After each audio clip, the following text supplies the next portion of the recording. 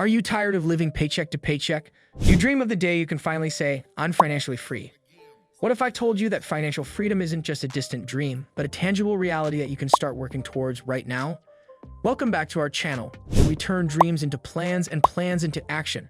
Today, we're slashing through the noise and laying out a crystal clear 5-step path to financial freedom that you can start walking down today. And hey, if you find value in our talk today, make sure to hit that subscribe button. Let's grow our financial wisdom together. Step 1. The foundations. Setting up your financial foundations is like building the base of a house. It's gotta be strong or the whole thing could crumble. First off, know what you're playing for. Is it retiring early? A big house? College for the kids?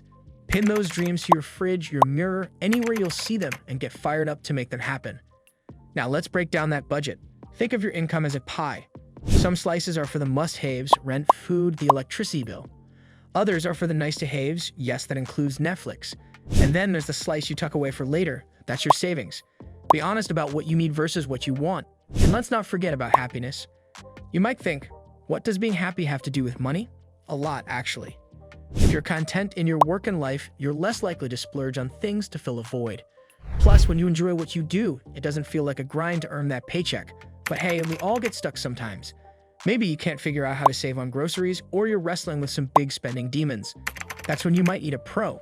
A financial advisor isn't just for the rich and famous. They're for anyone wanting to make the most of their money. They can help you find ways to save you didn't even know existed. Step 2. Plan B. Think of your financial journey like a road trip.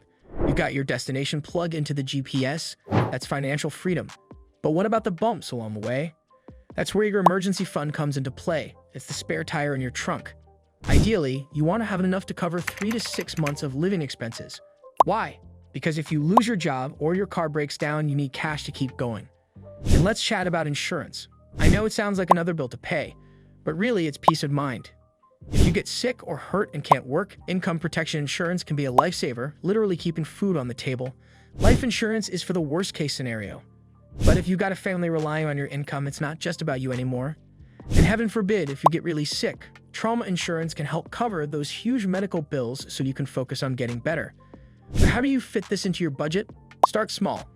Even a little bit tucked away into that emergency fund can grow over time. And insurance? Talk to an advisor who can tailor a plan that fits your budget. They can sift through the jargon and find the best deal for you. It's like having a personal shopper, but for your safety net. Step 3. Going, gone. Getting rid of debt is like cleaning out your closet. It's about tossing what you don't need and keeping your finances tidy. High-interest debt from credit cards or car loans eats up more of your money than you might think. For example, if you're paying 20% interest on a credit card balance, you're giving away $20 for every $100 you owe each year. That adds up, and it's money you could use elsewhere. So let's put a plan in place. Start by listing out all your debts. Yes, all of them. Find out how much you owe, the interest rates, and the minimum payments. Some folks like the snowball method, where you pay off the smallest debt first for a quick win. Others prefer the avalanche method, where you tackle the debt with the highest interest rate first to save money in the long run. It's also smart to look into consolidating your debts. This means rolling all your debts into one with a lower interest rate. Think of it as herding cats into one basket so you can keep a better eye on them. But this isn't a one-size-fits-all solution. Sometimes, it helps to chat with someone who lives and breathes this stuff. That's where financial advisors and counselors come in. They've got strategies up their sleeves that you might not have even heard of. Step 4. Invest for passive income. Now let's talk about making your money work for you.